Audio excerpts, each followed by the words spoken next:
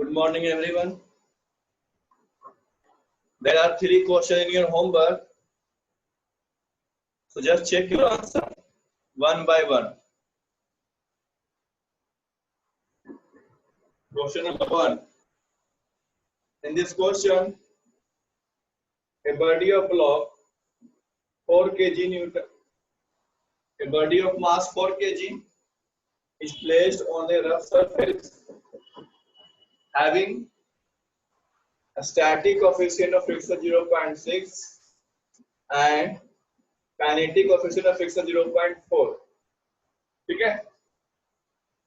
Now, if force is equal to 20 Newton, then we have to find the acceleration of the body. ठीक है? सबसे पहले हम लोग निकालेंगे मैक्सिमम फ्रिक्शन जो बॉडी पर लग रहा है. मैक्सिमम फ्रिक्शन क्या होता है? Static coefficient of friction into n. N is equal to what? N is equal to m into g, mass into gravity. Static कितना है? 0.6, मास 4, g कितना होता है? 10. ये 10 पॉइंट को कट कर देगा, कितना रहेगा? 24 न्यूटन. ठीक है? यानी बॉडी को मूव करने के लिए कितना चाहिए? 24 न्यूटन. बट बॉडी का मास जो 4 की जैसे फोर्स कितना लग रहा है? 20 न्यूटन. तो ये मूव करेगा? ये मूव नहीं करेगा. ठीक है? We have to also find the kinetic friction. Then mu k into n. Mu k is equal to 0.4. m is equal to 4 into 10. Point cancel कर देगा 10 को, ये हो जाएगा 60 Newton. If body will start move, अगर body move करना start करता है तब कितना लगेगा? 60 न्यूटन. लेकिन बॉडी को मूव कराने के लिए हमें कितना चाहिए? 24 न्यूटन. लेकिन हम देख कितना रहे? 20 न्यूटन. तो क्या बताइए, ये बॉडी मूव करेगा, बॉडी का एक्सेशन होगा या नहीं होगा? बॉडी मूव नहीं करेगा. ठीक है? इसको हम ग्राफ से समझते हैं. देखिए,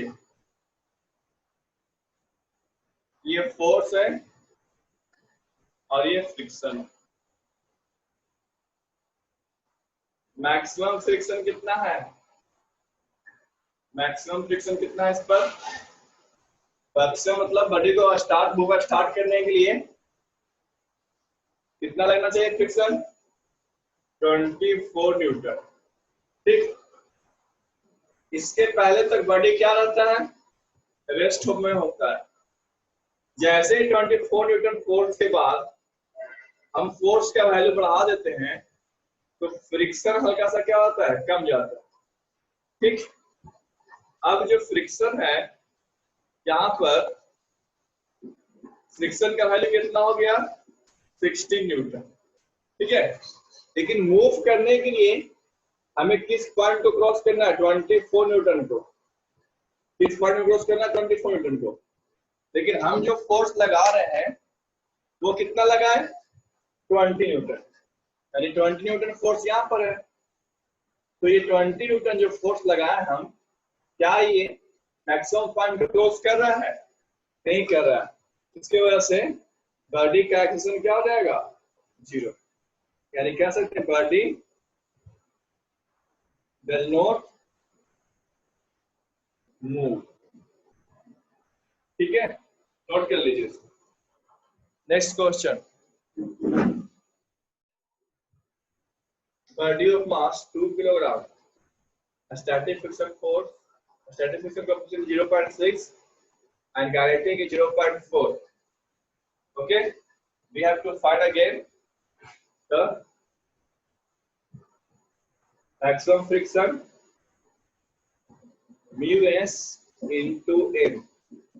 mu s कितना? 0.6, एन होता है mg, 2 इंटू जी, 2 इंटू 10, ये 5 कैंसिल कर देगा 10 को, ये आ जाएगा 12 न्यूटन। ठीक है, यानी इस बॉडी को मूव करने के लिए, स्टार्ट करने के लिए कितना न्यूटन चाहिए?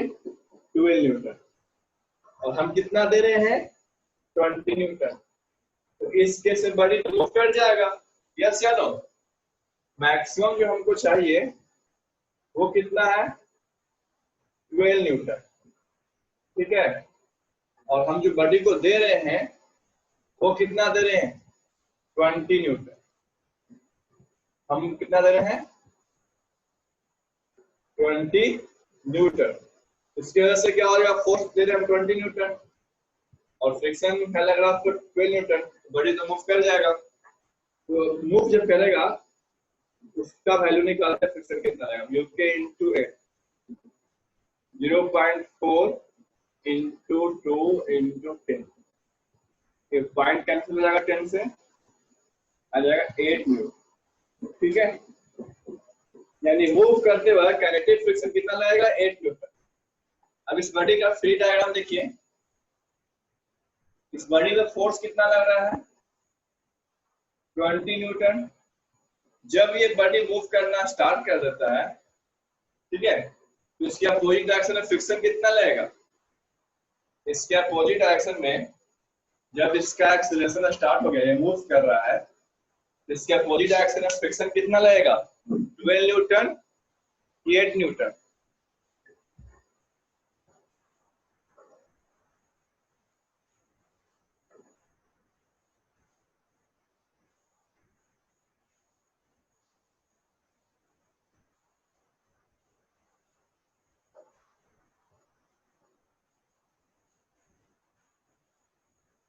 ठीक है, वेरी गुड, बहुत अच्छा। ठीक है, काइनेटिक फ्रिक्शन क्या होता है? जब बॉडी मूव करता है तब लगता है। स्टैटिक क्या होता है? जब वो रुका हुआ रहता है। तो हमारा तो फोर्स ज्यादा है, यानी मूव कर रहा है, तो काइनेटिक फ्रिक्शन कितना लगेगा? 8 Newton.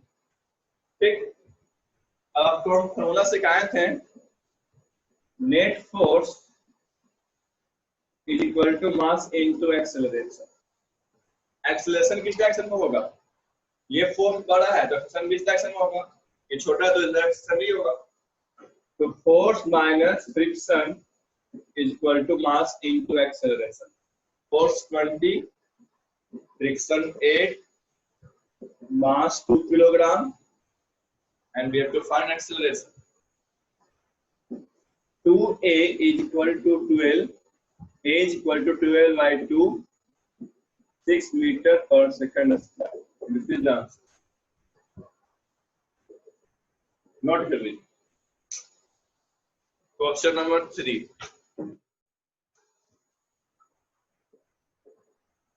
A body of mass 6 kilogram is placed on a rough surface. Coefficient of static friction is 0.2 and coefficient of kinetic friction is 0.1. ठीक है, इस बार जो फोर्स लग रहा है ये हॉरिजॉन्टल डायरेक्शन में नहीं लग रहा है, ये फोर्स जो लग रहा है 45 डिग्री पर लग रहा है। ठीक है, फोर्स जो लग रहा है 45 डिग्री पर, इस टाइप का कितना न्यूटन लग रहा है? 20√2 न्यूटन, 20√2 न्यूटन। इस तरह का क्वेश्चन हम बताए थे फर्स्ट चैप्टर में। फोर्स में आपको रिजल्टेंट फोर्स निकालने के लिए एक्स डायरेक्शन वाई डायरेक्शन में सिखाए थे कंपोनेंट,